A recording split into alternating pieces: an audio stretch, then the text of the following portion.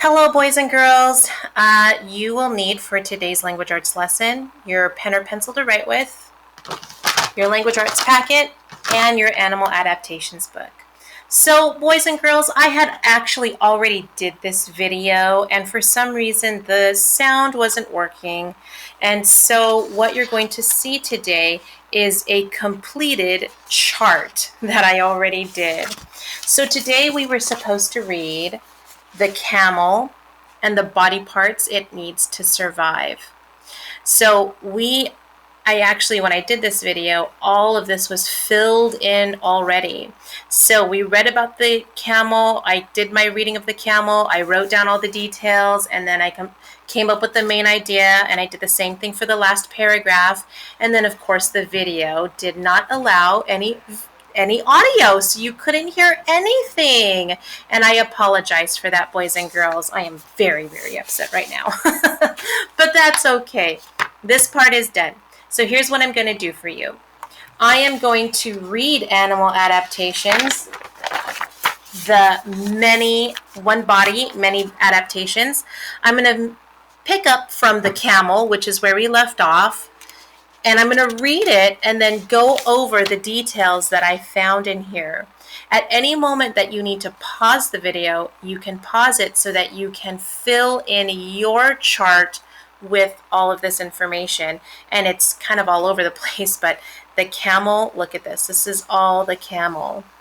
And that's because the camel actually had 8 paragraphs worth of details. So let's start with page 27. We have paragraphs 13, 14, and 15. Dry deserts are home to the camel. That is one piece of information, a detail that we need. There are 2 kinds of camels, the Arabian camel, or dromedary, and the Bactrian camel. Both types have many structural adaptations for surviving in deserts. Camels have thick fur that changes in summer and winter. Even desert temperatures get very low in winter, so a camel's fur grows long to keep its body warm. In summer, a camel's fur sheds so the camel stays cool. Its body coverings help it survive. So here we're talking about the body covering, and we see it right here where it's talking about its fur. So that's a detail. Camels use camouflage to keep safe too. Sand covers much of the desert. A camel's brown-colored fur blends in with the sand, and that's detail about the camel. This makes the camel harder to spot. So when we added this information here, or when I added this information here the first time around, I wrote that camels live in the deserts. 2 kinds of camel. Camel fur grows thick in winter and sheds in summer, and that the fur brown-colored like the sand. So that's what I got from the 3 paragraphs that I read. When we turn to page 28, we get the rest of these paragraphs and a ton of detail. So let's keep reading, and we'll stop at paragraph 18. All camels have humps on their backs. There's an important detail. An Arabian camel has 1 hump. A Bactrian has 2. Why do camels need humps? Water in hot, dry deserts is limited or scarce. That means there's not a lot of water. So camels store fat in their humps. A camel's body can change the fat into water when needed. Very cool. Like some other desert animals, camels don't sweat. This allows their body to hold fluids for a long time. So I underlined that too because that's an important detail to remember. These structural adaptations allow camels to travel up to 160 kilometers, about 100 miles, without a sip of water. When camels do drink, reports the website Live Science, they can soak up to 115 liters, about 30 gallons of water, in 13 minutes. Now, you know when you go to the store and you buy a jug of milk, that big jug of milk, that's a gallon. So a camel drinks 30 of those big jugs in 13 minutes. That is a lot of water, and something I recommend you do not do, boys and girls. So in those paragraphs, 16, 17, and 18, I wrote all camels have humps, 1 or 2. And then I wrote over here, camel hump is fat that can turn into water and that camels don't sweat. Those were some really important details that I got from there. Input that information into your chart. And now on to paragraphs 19 and 20. When camels get low on fat and water is not available, they eat desert plants. So I underlined that. Cactuses are thorny desert plants that hold a lot of water. Camels have large, thick, leathery lips which help them eat these spiky plants. Deserts are often windy with sand blowing. The San Diego Zoo reports that camels have bushy eyebrows and 2 layers of eyelashes to keep sand from their eyes. Their nostrils close to keep sand out of their noses.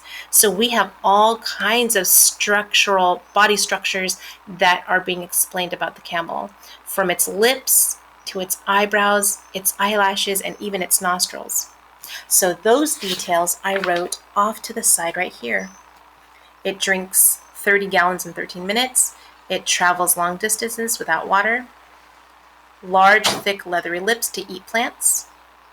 Bushy eyebrows, 2 layers of lashes, and nostrils that close. Add those details into your chart. And now with all my details, right, pieces of the puzzle, they're details, pieces of the puzzle that we put together to create the main idea, I came up with camels live in the desert, and they have body parts that help them survive their habitat. The body parts I'm talking about, of course, are its fur, its hump, its leathery lips, bushy eyebrows, 2 layers of lashes, and the nostrils. All of these adaptations are helping the animal to survive, the camel. Take a moment to input that information into your chart. And now we're moving on to the last 2 paragraphs on page 29, surviving different environments. I've already underlined my key details in the last video, where, like I said, it didn't work. There was no volume, that you couldn't hear anything. But I'd like you to follow along with me.